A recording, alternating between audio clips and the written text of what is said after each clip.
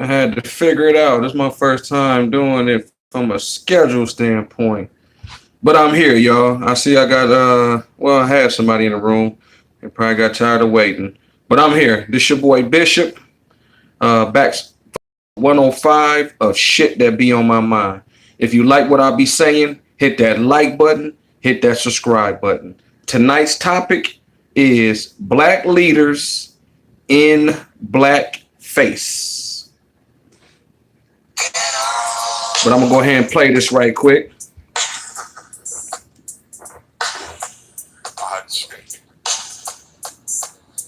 Give people time to catch up and get in the room.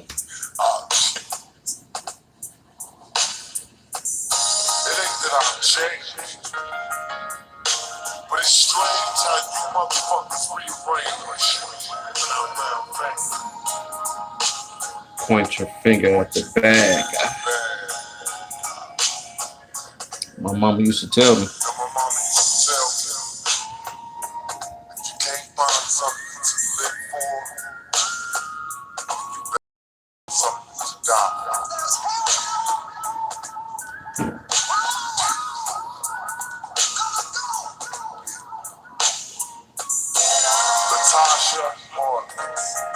Remember that name. Because a bottle of juice is not something.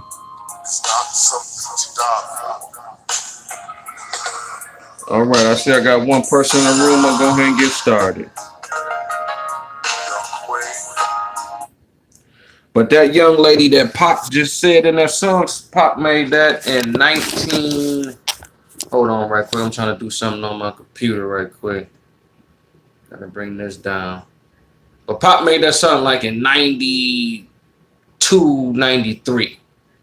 Latasha Harlem was a young black female that got killed by Asian store owner. Shot her, I believe it, in the back of the head. Shot her in the back of the head as she was leaving. Yeah. And now you fast forward to 2021. All of a sudden there's Asian hate and this and Asian this and Asian that. But that's neither here nor there. I'm trying to bring this up. This article, hold on. It froze up on me. Alrighty then. Here we go. All right. So like I said, tonight's topic is black leaders in blackface. And I started off with Samara Rice, which is Tamir Rice's mother. Basically, they say accusing, but she basically putting them on Front Street. Tamir Rice been gone for some years now. Her son been dead for some years now.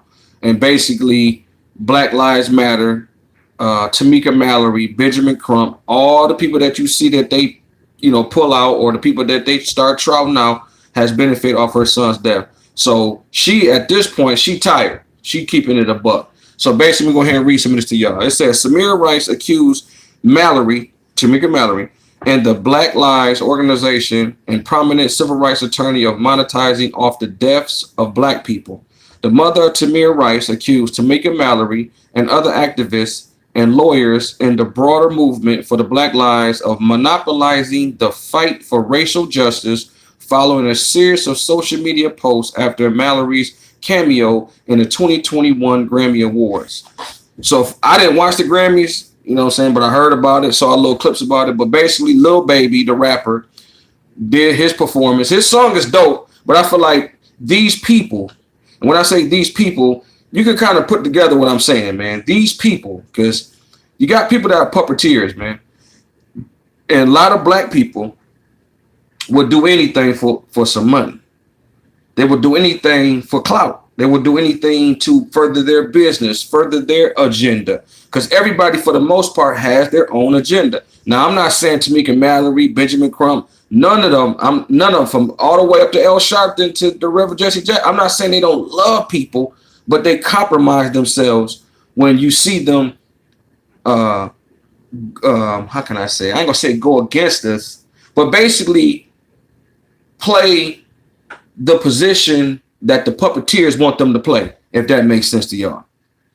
So basically, you see how Reverend Al Sharpton played his position all the way into now he has a TV show. He has money flowing into his national something action network, NAN, National Action Network.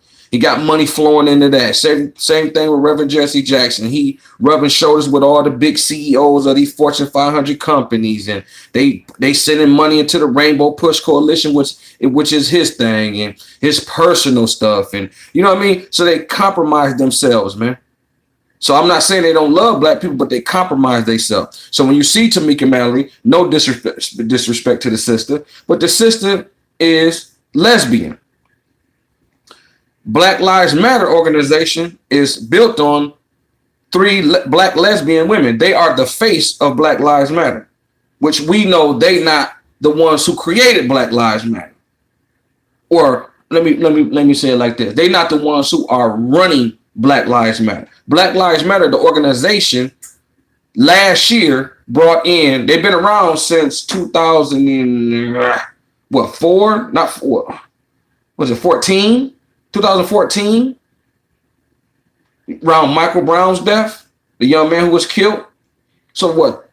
Yeah, 2014. So they've been around for a minute, but last year they said that they brought in $91 million. So Samira Rice, who other mother is speaking out against this? Oh, Michael Brown's dad, you know what I'm saying? Michael Brown Sr. is speaking out, because they haven't received no funding for their own personal foundation. But these folk brought in $91 million.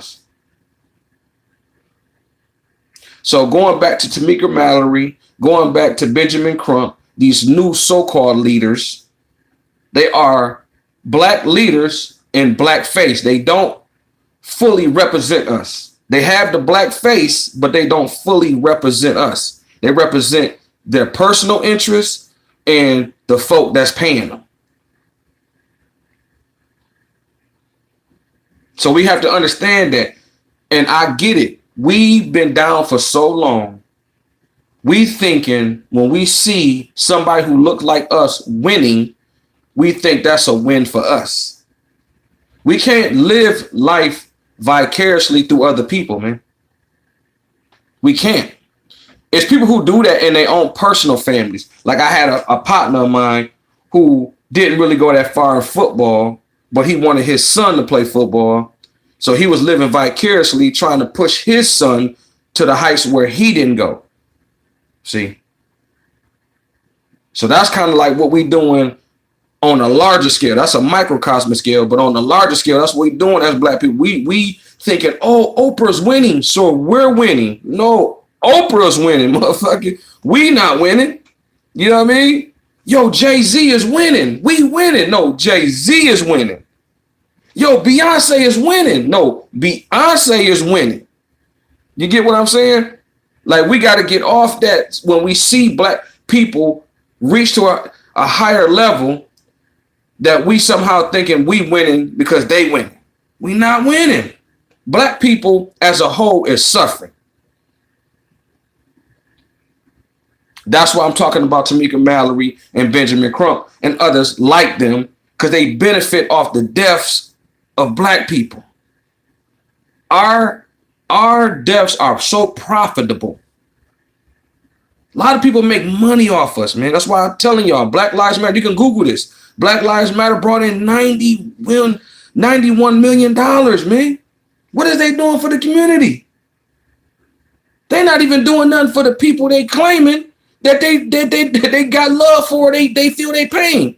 That's why Samira Rice mom is coming out speaking out against this, because they all on the Grammys. Tamika Mallory got her little cameo and little baby rapping, and everybody just benefiting off her son's death, and she ain't getting shit.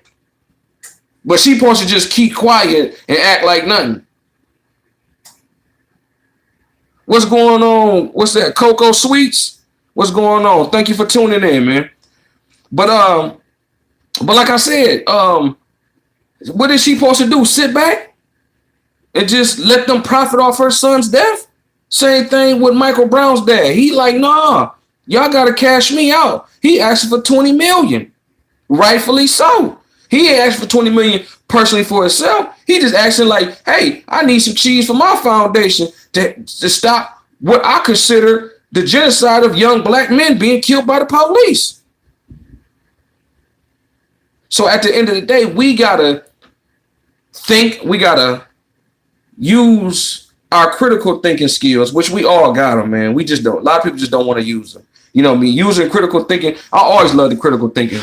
You know what I mean? When I was in school and you have the test, and at the end of the test of the textbook, you always had the critical thinking part. And I don't know how it was in your school or whatever, but that was extra points, and I always wanted extra points. So I do the critical thinking. And when I was in elementary, that was my thing. So fast forward, that's why I'm into critical thinking. You know, I'm emotional like everybody else. Like black people, that's what makes us us. That's why we so big in music, so big in the arts, and so big in everything, sports, because we so passionate, we so emotional. That's the positive side of it. The negative side is we get emotional about shit that we really need to be thinking. Like when we see Kamala Harris, we supposed to be critical thinking, like, hold up. She from Jamaica. She was raised by an Indian mama, but she claiming she got black roots because she went. Brain like, oh, hold on. She doing like what Black Lives Matter doing. She just benefiting and saying, hey, I was around black people. If you look now with the whole royal family fallout from Prince Harry and Meghan Markle, if you notice, all the royal family now got a black person around them. Like they got a random black person walking behind them or walking around them because they trying to do a PR and a PR stunt. Like, yeah, look, we like black people. Look, I got one behind me. I got a niggerist behind me. You get what I'm saying? So some people benefit off that. So a lot of our black leaders that's in Congress, and these people are, and I ain't gonna downplay these people. I'm not gonna downplay Benjamin Crump. That man is an attorney. That man had to pass the bar. That man had to go to school. That man had to study. I'm not saying these people that are in front of us as so-called black leaders are not intelligent, but they have their own personal agenda attached on to the puppeteers. So that right there equals some bullshit. So that's why we keep getting bullshit. That's why we keep getting the Oprahs and the Gales throwing black men under the bus. You would think like, damn, Gayle, Oprah, like, damn, like really? You got Andrew Cuomo. You got the former CBS CEO. I can't pronounce his name, but he's married to Julie Chen from the Talk. Talk having some issues right now. But I can't think of movies or something like that. The former CEO of CBS. Them two men it's women coming out left and right on them men. They're not getting the Bill Cosby treatment. They're not getting the R. Kelly treatment. So when we have our so-called black leaders in blackface, that's what they basically doing. They're not really being black. They black on the outside, but they got European minds. They don't have a black first mind. And we have to check these people, man. We have to be critical of these people, man. Being critical of somebody don't mean you hate them.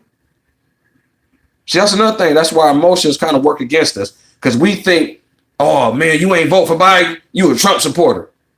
If you ain't vote for or you ain't like, we got to get off of that and just think like, man, people got a right to believe what they want to believe and think what they want to think. But one thing we have to do is be as one. That's why other groups benefit more than. That's why other groups go further than we do, because we think as individuals. We don't think as a group. Now, what made us strong through slavery all the way up to civil rights was the fact that we thought as a group. Once they introduced women's rights and all them civil rights and integration and all that, that's when we separated.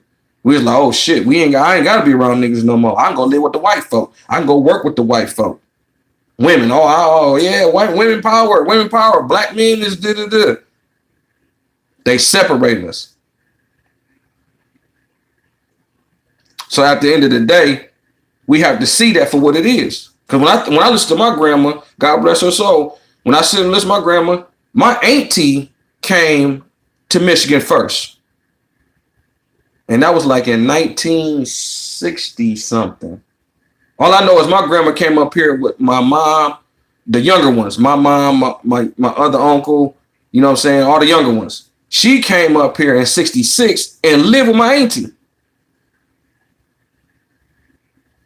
Fast forward now, you live with a family member, you fell off or you broke or you ain't hitting on nothing. You ain't got no mansion. You ain't got. But then you look at the Mexicans and see how they move and understand why they keep moving up because they like, okay, it's 8 of us in the house. We laughing at them, right? But all 8 of them work. So the bills are low. They're able to save money, send money back home, start a business. Once they get, the immigration get all their stuff through, but then start a business because they just sit back and say, oh, okay, this is where they lacking at. This is where we can take advantage at. We can go get the credit. We can go get this, that, and the third because United States is going to look out for us. But we going to put the work ethic behind it. And then we going to go start all these Mexican restaurants, these construction businesses. And then we sit back like, yo. Because we think as individuals. So we have to, like I said, man, we got to really start thinking out here. We got to start calling people out. It is what it is. Yes, it hurts. And people don't like it. You know what I mean? Like when you talk about Oprah, like I just saw a video. Matter of fact, I put the video up on my page of Dr. Umar. A lot of people don't agree with him, but I agree with him when he was going off at the Breonna Taylor's not anniversary, but it's been a year since she's been dead. You know what I mean? So they had some type of event. He came, he spoke. One of the guys, he a rapper. Man, what's my man name? I can't think of dog name. Man, I can't think of his name. But he linked to Tamika Mallory. Matter of fact, they got a podcast together. He was standing behind Dr. Umar.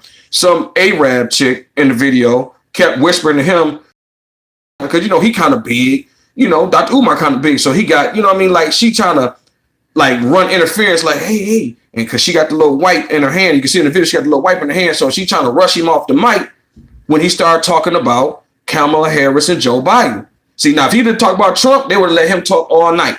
But talking about them, somebody said something, and he was like, man, don't tell me to be nice. We got to be critical of everybody, man. And what kills me about some black people is the fact that we'll be critical. We don't want to be critical of so-called black leaders and blackface, but we'd be critical of our own family members. We'll talk about auntie. We'll talk about the cousin. We'll talk about whoever. We critical of family members, but we can't talk about Beyonce. Man, what's the difference between Beyonce and your little alcoholic auntie? What's the difference? You don't know if Beyonce, you don't know what she do behind closed doors. It's like the book Superhero, Karine Steffens, I believe that's her name. And she said in her book, she was talking about Usher, a lot of Ja Rule, all them people she gave head to, right? She was like, Usher would not spit on you if you was on fire to put you out. And it's hard for people to grasp, like, Usher, the dancing nigga, always smiling nigga. But you got to think, these people has 2 sides to them. Everybody has 2 sides to them, yo. I got a 14-year-old son, and when he come visit with me for the weekend, he is, and I tell him this, because hey, Dad, he all come. But I said, man, I know when you around your friends, you like, what's, so when I'm talking to his mother, she telling me, he be at home talking with his friend, what's up, bro? So everybody has 2 sides to them, man. Everybody. So Jay-Z comes off a certain type of way, but there's another Jay-Z. Oprah comes off another way. There's another Oprah. So that's the people. That's the not the people, but that's the side that the puppeteers cater to. The sides we see the Puffies dancing and smiling and eating chicken and shit and hey, buy my Ciroc and all that. But the people who they do business with know the other side of them. They know the weaknesses. See, one thing about white folk, I'm just gonna be blunt, not puppeteers, man. White folk, one thing about white folk, they study us. They have 400 years of slavery to study us. See, we don't study them. Like I'm reading books now because I want to study my side, but also their side. We got to study their leaders. We got to study their people. We got to know what makes them tick, what makes them go. It's called chess. How you going to play the game? You ain't even got all the pieces. So they know us from slavery all the way up until now with the whole prison industrial system. They know how our behavior and how our mind think. Like this today is St. Patrick's Day, right? Because it's National Stimulus Day. Everybody out spending their cheese, man. Everybody. And when I mean everybody, I mean niggas. They know us, man. We gonna go buy TVs. They know us, man. Why do you think they give us the money? We gonna give it right back. Then the ones who think like me and think like others who think like me and think alike, like, yo, listen, fast, let's start a business. Woo, woo, woo. They looking at us like we aliens. Like, what, nigga? I'm about to go buy these Jordans, these ugly ass Jordans that just came out. I'm gonna go buy them for $350. Some ugly ass orthopedic type shoe type. That shit is ugly. But they lined up to buy them. Cell phones. Just bullshit, man. That's because they study us. They know us. So they know our leaders. That's why anybody, I'm telling you right now, anybody that they always put forth. So going back to Tamika Mallory, Benjamin Crump, all these different people that they put in front of us, when white people okay them, that's when you need to be nervous. That's when you need to start, like, your ears need to go up like, hold up, something ain't right. It's like, I respect my brother. He a hardworking man. But Nick Cannon, look how they broke him down. Now he throwing Professor Griff under the bus because they probably told him, hey, you want to get back in our good graces? The Jewish people? Hey, you want to get back in our good graces? Because, Jewish people can't stand Professor Griff. Hey, throw him under the bus. So all of a sudden, he on a party tour / throwing Professor Griff under the bus. And I'm pretty sure he going to have to throw a few others under the bus. I hate to say to the side. Because for self, he thinking as an individual. He came off like collectively, like, yeah, I'm for the black people. But really, it was about him being his individual self. And they showing it by how they treated him and how he treating the situation and how he trying to move forward. Like, if you notice, a lot of our so-called black leaders in blackface, they come off like, yeah, I own this and I own that and I got all this money. But then when shit start happening, like T.I. and Tiny right now going through something, when they finances hit, we gonna really see who was really getting money. We gonna see that. Like, oh damn, Tiny and T.I. really didn't have money like that. So when you see with Nick Cannon, you see that he didn't own Wild 'N Out. But they got Nick Cannon's show Wild 'N Out, but he don't even own his own show. So that's all I got to say on that, y'all. Just pay attention to these so-called black leaders from the Congress, so the politicians.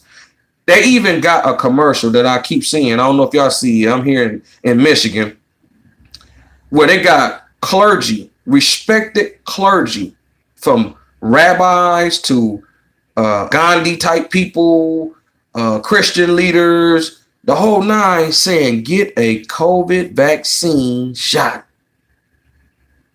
That's crazy. They using the God's people for the devil's work. Like, it's cold-blooded out here, man.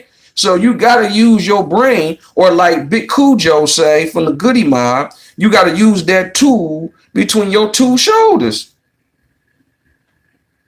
So I'm going to leave y'all with that, man. Y'all have a good night. To Coco, thank you for tuning in. I appreciate that. I hope I was informative. Tune in some more, because I ain't gonna lie, I'm new to this, but I like sharing information. I like researching. I like, talking to my people and coming up with like-minded people so we can move forward together. I know we all not gonna move forward. There's no 100% in nothing. You know what I mean? So we not gonna move. Even Jewish people don't move 100%. Mexicans, they don't nobody move 100%. But we have to get our numbers up at least over 50, man. At least 60, 70%. For sure. Appreciate it. But yeah, we have to get our numbers higher, man, as far as a collective. You know what I mean? We always gonna have the ones that's gonna be to themselves and want to do their own thing. That's cool. We got family members like that. You know what I mean? You know, family members who like that, like, okay, hey, we have a, and they might show up or they might not show up. You like, okay, I know cuz might not show up or cuz might show up. So you're gonna have people like that. We never gonna get everybody, but we gotta get like-minded people who love to see black people prosper, love to see black people get justice, real justice, not this fake justice, not this Grammy justice. You know, that type of shit is not justice, y'all. That's not tangible. That's not seeing somebody on Grammy saying, "Hey, fight white supremacy." Man, it's been okay. When you on the Grammys owned by white folk and they telling you fight white supremacy, that should tell you right there. That's a red flag. They allowed you to say that. But when you start saying, hey, hold up, let's put some type of law in place to punish these race soldiers, then that's when they're like, hey, hold up, cut they mic. Or, hey, donate some money to this fund to help this, that, and the third. Oh, cut they mic. They trying to help niggas. See, as long as we can do symbolism, because that's basically what they're giving us now, is symbolism. And they put these black leaders in blackface to push symbolism, basically. So y'all have a good night. Enjoy y'all night, man, and I'll talk with y'all later. All right, peace.